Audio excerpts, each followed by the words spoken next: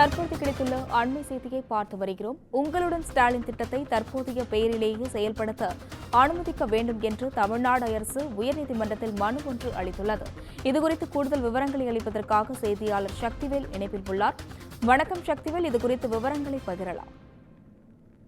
நிச்சயமாக வணக்கம் அஸ்வினி. உங்களுடன் ஸ்டாலின், நலம் காக்கும் ஸ்டாலின் திட்டங்களை தற்போதைய பெயரிலேயே தொடர்ந்து செயல்படுத்த அனுமதிக்க கோரி தமிழக பொதுத்துறை செயலாளர் தரப்பில் சென்னை உயர்நீதிமன்றத்தில் மனு தாக்கல் செய்யப்பட்டுள்ளது.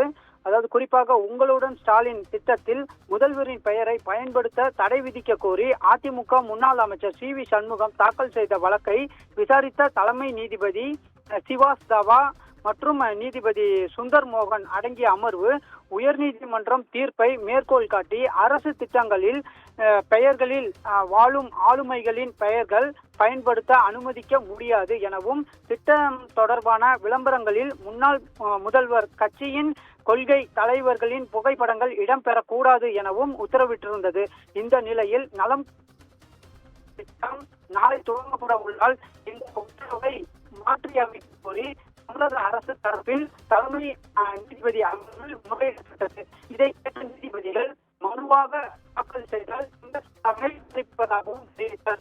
இதையடுத்து உத்தரவை மாற்றி அமைக்க கோரி தமிழக பொதுத்துறை செயலாளர் தரப்பில் சென்னை உயர்நீதிமன்றத்தில் மனு தாக்கல் செய்யப்பட்டது. அந்த மனுவில் மாநில முதல்வர் அரசியல் சாசன அதிகாரி என்பதால் அரசியல் ஆளுமை என கருத முடியாது, முன்னாள் முதல்வர்களின் புகைப்படங்களை பயன்படுத்த உச்சநீதிமன்றம் தடை விதிக்கவில்லை என தெரிவிக்கப்பட்டுள்ளது. மாநிலத்தில் ஒவ்வொரு மாவட்டத்திலும் 1256 மருத்துவ முகாம்கள் நடத்துவது தொடர்பான நலம் காக்கும் ஸ்டாலின் திட்டம் தொடர்பான ஜூன் மாதமே அரசாணை பிறப்பிக்கப்பட்டுள்ளது. திட்டம் நாளை துவங்க உள்ளது குறித்து துண்டு பிரசுரங்களும் விண்ணப்ப ஆவணங்கள் ஏற்கனவே அச்சிடப்பட்டு மாநிலம் முழுவதும் விநியோகிக்கப்பட்டுள்ளது.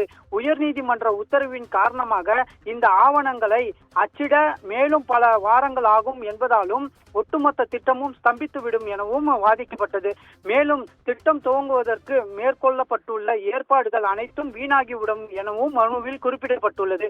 கடைசி நேரத்தில் மனுதாரர் இந்த வழக்கை தாக்கல் செய்ததால் மாநில அரசுக்கும் பொதுமக்கள் நலனுக்கும் பாதிப்பு ஏற்படும்.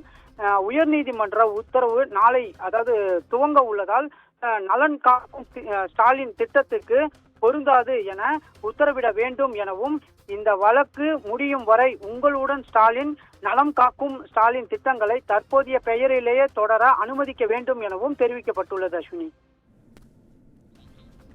விவரங்களுக்கு நன்றி சக்திவேல்.